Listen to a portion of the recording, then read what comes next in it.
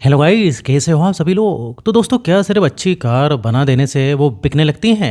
अगर जवाब हाँ है तो आज की लिस्ट आपकी सोच बदल देगी। क्योंकि इंडिया में कुछ ऐसी कारें हैं जो दिखने में बढ़िया, फीचर्स में दमदार और चलाने में शानदार हैं, फिर भी शोरूम में खड़ी खड़ी बस लोगों को आते जाते देखती रहती हैं। आखिर गलती किसकी है, कार की या हमारी लोग क्या कहेंगे वाली मानसिकता की? आज हम गिनेंगे इंडिया की वो कारें जिन्हें मार्केट ने बेसिकली फ्रेंड जोन कर दिया है। मतलब अच्छी हो पर दिल नहीं आया। तो बिना टाइम वेस्ट किए हम आज का शुरू करते हैं वीडियो। और हम उल्टी गिनती से शुरुआत करेंगे। नंबर 10, हुंडई ओरा। एक ऐसी कार जो कागज़ पर लगभग सब कुछ सही करती है। Stylish front look, premium interior, smooth engine और हुंडई का भरोसा। पहली नज़र में लगता है भाई इसमें कमी क्या है, लेकिन कहानी यहीं पलट जाती है। ओरा की सबसे बड़ी दुश्मन इसकी अपनी इमेज बन चुकी है। मार्केट में इसे धीरे धीरे एक कमर्शियल स्लेस कैब कार वाली पहचान मिल गई है। और इंडिया में एक बार किसी कार पर टैक्सी वाला टैग लग जाए, फिर प्राइवेट वायर्स उसे देखने से पहले ही जज कर देते हैं। ऊपर से इसका साइड प्रोफाइल कई लोगों को प्रॉपर सेडान से ज़्यादा खिंची हुई हैचबैक जैसा लगता है। देखकर वो वाव फैक्टर नहीं आता जो वायर शोरूम में ढूंढता है। एक कस्टमर 8 से 10 लाख रुपए लेकर शोरूम जाता है। सामने ओरा खड़ी है, लेकिन बगल में मारुति सुजुकी डिज़ायर भी खड़ी है। एक तरफ स्ट्रॉन्ग रीसेल, बड़ी ट्रस्ट वैल्यू और फैमिलियर रोड प्रेजेंस। दूसरी तरफ ओरा जो अच्छी होने के बावजूद क्राउड फेवरेट नहीं बन पाई। कस्टमर से एक बार सोचता है और फिर चाबी किसी और कार की उठाकर निकल जाता है। अब नंबर 9, MG एस्टर। एक ऐसी एसयूवी जिसे पहली बार देखकर लगता है भाई ये गाड़ी नहीं, चलता फिरता गैजेट है। केबिन में बैठो तो premium feel, dashboard modern, features की लिस्ट इतनी लंबी कि गिनते गिनते शाम हो जाए। ADAS, connected tech, premium materials और ओवरऑल फील ऐसी कि पहली नज़र में दिल आ जाए। लेकिन दिल आने और गाड़ी खरीदने में फ़र्क होता है। एस्टर की सबसे बड़ी दुश्मन है इसकी भूख। पेट्रोल पीती है और खुल कर पीती है। सिटी ट्रैफिक में माइलेज कई वायर्स को ऐसा महसूस कराता है जैसे हर रेड लाइट पर फ्यूल गैस आपका मजाक उड़ा रहा है। ऊपर से इंजन रिफाइनमेंट अच्छा होने के बावजूद परफॉर्मेंस उतनी पंची फील नहीं देती जितनी इस सेगमेंट के वायर्स एक्सपेक्ट करते हैं। मतलब केबिन प्रीमियम पर पेट्रोल बिल भी प्रीमियम। आप इमेजिन करो, एक बार 14 से 18 लाख रुपए लेकर शोरूम घूम रहा है। एक तरफ एस्टर खड़ी है और सामने Hyundai Creta, Maruti Suzuki grand Vitara जैसे एस्टेब्लिश नाम। इसमें बेटर माइलेज, स्ट्रॉन्गर रीसेल, बड़ा सर्विस नेटवर्क और मार्केट ट्रस्ट पहले से बना हुआ है। वायर प्रैक्टिकल बनता है और एस्टर को देख कर बस इतना कहता है गाड़ी अच्छी है लेकिन छोड़ो।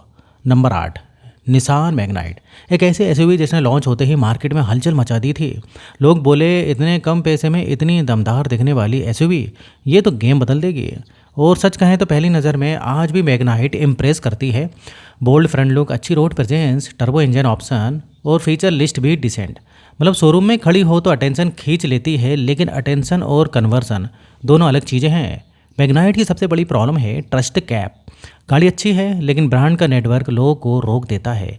एक मिडिल क्लास बायर कार खरीदते समय सिर्फ डिज़ाइन नहीं देखता, वो ये भी सोचता है कल सर्विस कहाँ होगी, पार्ट्स आसानी से मिलेंगे या नहीं, लंबी ओनरशिप कैसी रहेगी। और यही मैग्नाइट कमज़ोर पड़ जाती है क्योंकि बहुत से बायर्स को लगता है कि कार खरीदना आसान है, लेकिन बाद में उसे मेंटेन करना मुश्किल हो सकता है। अब बायर 7 से 10 लाख रुपए लेकर शोरूम घूमता है। एक तरफ मैग्नाइट खड़ी है लेकिन दूसरी तरफ टाटा पंच, मारुति सुजुकी फ्रॉन्क्स जैसे नाम सामने आ जाते हैं। Strong service network, brand familiarity और पीस ऑफ माइंड, बस यही 3 चीज़ें वायर को दूसरी तरफ मोड़ देती हैं। अब नंबर 7, रेनो काइगर। एक ऐसी एसयूवी जिसे पहली बार देखकर अक्सर लोग बोलते हैं भाई दिखने में तो काफ़ी दमदार है। Sharp front design, sport stance, coupe जैसी रूफ लाइन और ओवरऑल लुक ऐसा कि सड़क पर अलग पहचान बन जाए। मतलब अपीयरेंस में पर्सनालिटी है और यही इसकी पहली ताकत है। लेकिन शोरूम में इम्प्रेस करना और सेल्स चार्ट में ऊपर जाना दोनों अलग बातें हैं। कीगर की सबसे बड़ी दिक्कत इसका बेस्ट ड्राइविंग एक्सपीरियंस बन जाता है। अगर बायर नेचुरली एस्पिरेटेड वर्जन देखता है तो कई लोगों को इंजन उतना एनर्जेटिक फील नहीं देता जितना एसयूवी जैसी उम्मीद होती है। मतलब सिटी यूज़ में ठीक, लेकिन जब फुल फैमिली बैठ जाए, एसी ऑन हो और हाईवे पर ओवरटेकिंग करनी पड़े, तब कॉन्फिडेंस थोड़ा हल्का पड़ जाता है। ऊपर से केबिन क्वालिटी और रिफाइनमेंट में कुछ वायर्स को राइवल्स ज़्यादा पॉलिश लगते हैं। आप इमेजिन करो, एक कस्टमर 8 से 10 लाख रुपए बजट लेकर मार्केट में निकला। एक तरफ काइगर खड़ी है और दूसरी तरफ टाटा पंच की strong image, Maruti Suzuki Fronx की ब्रांड पुल और कई बायर्स के लिए फैमिलियर ऑप्शन रेडी खड़े हैं। वायर कंपैरिजन करता है और अक्सर सेफ चॉइस चुन लेता है। अब नंबर 6, मारुति सुजुकी इग्निस। सच बताऊं, ये इस लिस्ट की सबसे अजीब लेकिन सबसे दिलचस्प कारों में से एक है, क्योंकि ये गाड़ी खराब बिल्कुल नहीं है। असल में कई मामलों में ये सरप्राइजली अच्छी है। लेकिन प्रॉब्लम ये है कि आज तक मार्केट समझ ही नहीं पाया कि आखिर है ही क्या, हैचबैक, मिनी एसयूवी या बस इग्निस। और शायद यही इसकी सबसे बड़ी दिक्कत बन गई। इग्निस का डिज़ाइन बहुत लोगों के लिए हिट और मिस है। सामने से कोई की, साइड से कॉम्पैक्ट और पीछे से थोड़ा अनयूजुअल। कुछ लोग इसे यूनिक कहते हैं, बाकी लोग कहते हैं यार कुछ अलग तो है, लेकिन समझ नहीं आ रहा अच्छा है या नहीं। और इंडिया में डिज़ाइन अगर पहली नज़र में कनेक्ट ना करे तो वायर दूसरा ऑप्शन देखने लगता है। अब वायर मारुति सुजुकी शोरूम में ही जाए तो प्रॉब्लम और बढ़ जाती है। प्रैक्टिकलिटी चाहिए तो मारुति सुजुकी वैगन आर सामने है। स्पोर्टी लुक चाहिए, नई मारुति सुजुकी स्विफ्ट रेडी है। थोड़ा प्रीमियम फील चाहिए, कई वायर्स दूसरे विकल्प देख लेते हैं। अब नंबर 5, होंडा अमेज। एक वक्त था जब इस कार का नाम सुनते ही लोगों के दिमाग में एक ही बात आती थी, आंख बंद करके ले लो, टेंशन फ्री रहेगी। और सच कहें तो आज भी इसकी सबसे बड़ी ताकत यही है, smooth engine, comfortable ride, solid reliability और होंडा की क्वालिटी। सब कुछ आज भी स्ट्रांग है। लेकिन मार्केट सिर्फ भरोसे से नहीं चलता, मार्केट एक्साइटमेंट पर भी चलता है। अमेज की सबसे बड़ी प्रॉब्लम है ये अब फ्रेश फील नहीं देती। डिज़ाइन डिसेंट है लेकिन वाव फैक्टर नहीं। केबिन प्रैक्टिकल है लेकिन मॉडर्न फील कम। फीचर लिस्ट यूजेबल है लेकिन सेगमेंट में अब वायर्स इससे ज़्यादा एक्सपेक्ट करते हैं।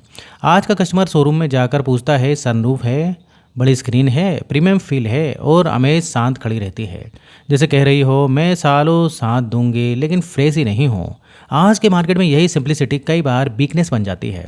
अब बायर सेडान लेने निकले, सामने मारुति सुजुकी डिजायर जैसी स्टैब्लिश चॉइस खड़ी है।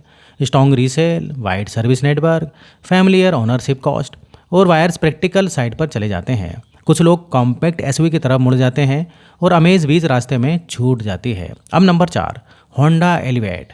सच बोलें तो ये गाड़ी उन रेयर एसयूवीज में से एक है जिसे देखकर लगता है कि कंपनी ने इंजीनियरों की सुनी है, मार्केटिंग वालों की नहीं। क्योंकि जहां बाकी कंपनियां फीचर्स की लंबी लिस्ट बनाकर वायर को इम्प्रेस कर रही हैं, वहीं होंडा ने एक सीधी सादी प्रैक्टिकल और नो नॉनसेंस एसयूवी बना दी है।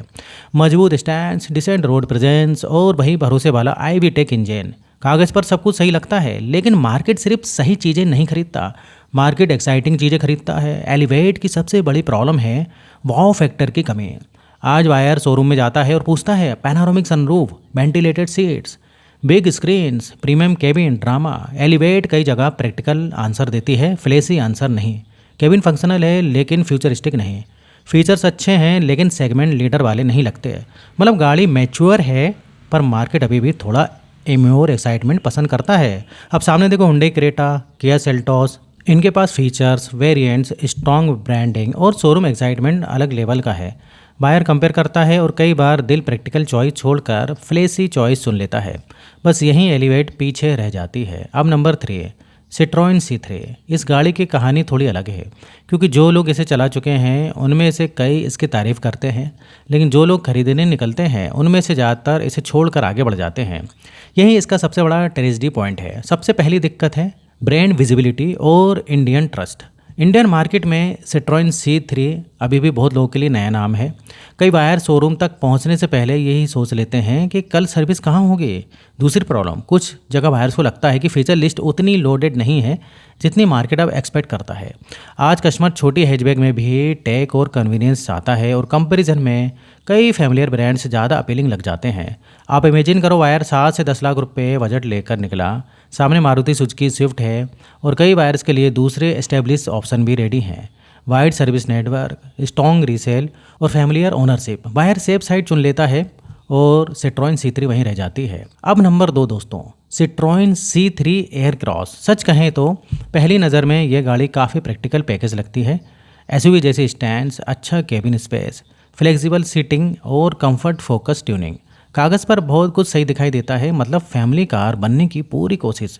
लेकिन मार्केट में कनेक्शन बन ही नहीं पाया। सबसे बड़ी प्रॉब्लम वायर्स एक्सपेक्टेशन मिसमैच। जिस प्राइस ब्रैकेट में ये आती है वहाँ कस्टमर सिर्फ स्पेस नहीं देखता, वो cabin experience, feature feel, brand trust और ओनरशिप कॉन्फिडेंस भी देखता है। और कंपैरिजन में कई वायर्स को C3 एयर क्रॉस उतनी एस्पिरेशनल फील नहीं देती। मतलब प्रैक्टिकल दिमाग हाँ बोल सकता है लेकिन दिल जल्दी इंप्रेस नहीं होता। ऊपर से सर्विस रीच का सवाल फिर सामने आ जाता है। अगर बाद में सपोर्ट चाहिए तो नेटवर्क कितना स्ट्रॉन्ग है, और यही सवाल कई डील्स रोक देता है। अब सामने देखो, होंडा क्रेटा, किया सेल्टोस, ये नाम मार्केट में पहले से बैठे हुए खिलाड़ी हैं। Brand trust, features, resale, showroom pull, सब कुछ स्ट्रॉन्ग। वायर कंपैरिजन करता है और अक्सर वही चुनता है जिसे मार्केट पहले से अप्रूव्ड बता चुका है। C3 एयरक्रॉस फिर पीछे छूट जाती है। अब दोस्तों आते नंबर 1 पर, रेनो ड्राइवर, एक ऐसी कार जिसका कॉन्सेप्ट सुनकर हर मिडिल क्लास फैमिली पहली बार में ही सोचती है, भाई इतनी प्रैक्टिकल गाड़ी इतनी कम कीमत में, ये तो हिट होनी चाहिए। Compact size, 7 seater layout, flexible seating, बड़ा बूट बनाने का स्मार्ट मॉड्यूलर सेटअप। पेपर पर यह पैकेज आज भी बहुत यूनिक लगता है। मतलब फैमिली प्रैक्टिकलिटी में आइडिया जेन्युइनली स्ट्रॉन्ग है, लेकिन मार्केट में कहानी उतनी स्ट्रॉन्ग नहीं रही। सबसे बड़ी कंसर्न, पावर परसेप्शन। कई बायर्स को लगता है कि फुल फैमिली लोड, लगेज और हाईवे यूज़ के साथ उन्हें ज़्यादा कॉन्फिडेंट परफॉर्मेंस चाहिए।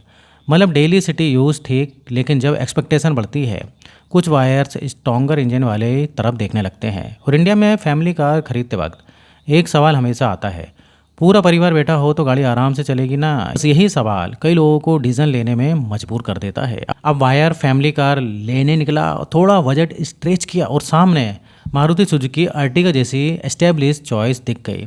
स्ट्रॉन्ग ब्रांड ट्रस्ट, बिगर इंजन, फैमिलियर ओनरशिप स्टोरी और मार्केट कॉन्फिडेंस पहले से बना हुआ है। वायर प्रैक्टिकल कैलकुलेशन करता है, EMI जोड़ता है और फिर थोड़ा ऊपर जाकर दूसरी चाबी उठा लेता है। ड्राइवर फिर पीछे रह जाती है। तो दोस्तों सच बताइए, अगर इनमें से कोई एक कार आपको 50% डिस्काउंट पर मिले तो आप कौन सी लोगे? कमेंट करके बताइए। और वीडियो पसंद आए तो वीडियो को लाइक करिए, और अगर आपने अभी तक चैनल को सब्सक्राइब नहीं किया है तो चैनल को सब्सक्राइब कर लें। तो फिर मिलेंगे नेक्स्ट वीडियो में, और यहाँ तक वीडियो देखने के लिए, बने रहने के लिए आपका बहुत बहुत धन्यवाद।